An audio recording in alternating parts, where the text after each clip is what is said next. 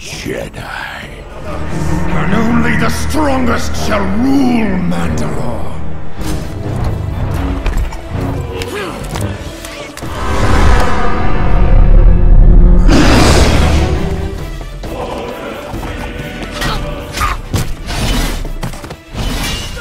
Comme vous l'avez vu dans l'intro, la vidéo d'aujourd'hui sera un versus.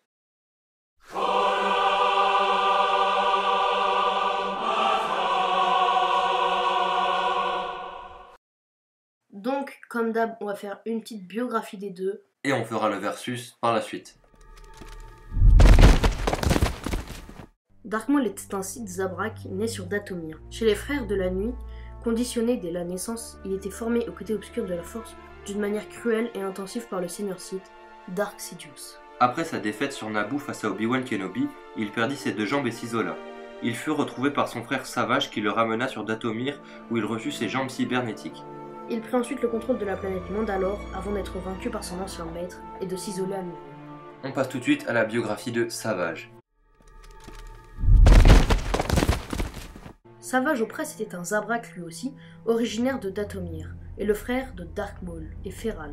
Il alla retrouver son frère Dark Maul sur Loto, mineur, durant la guerre des clones.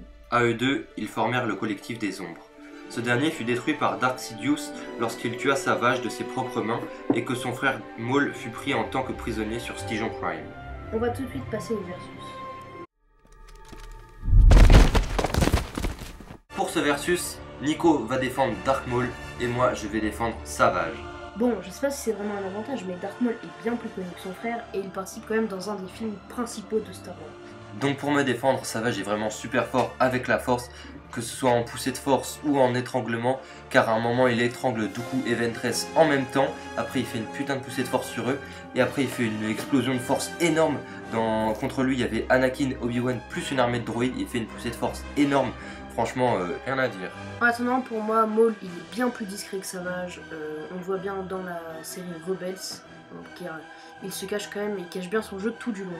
Après Savage, il est vraiment super stylé. Je sais pas si vous avez vu dans la série Clone Wars, à un moment il tue un Jedi avec les pics qu'il a sur sa tête. Bon, comme vous le voyez à partir de maintenant en fond de la vidéo, on peut voir que Dark Maul a quand même un gros avantage sur son frère, c'est qu'il a quand même des pieds un peu chelous qui lui permettent d'avoir le dessus.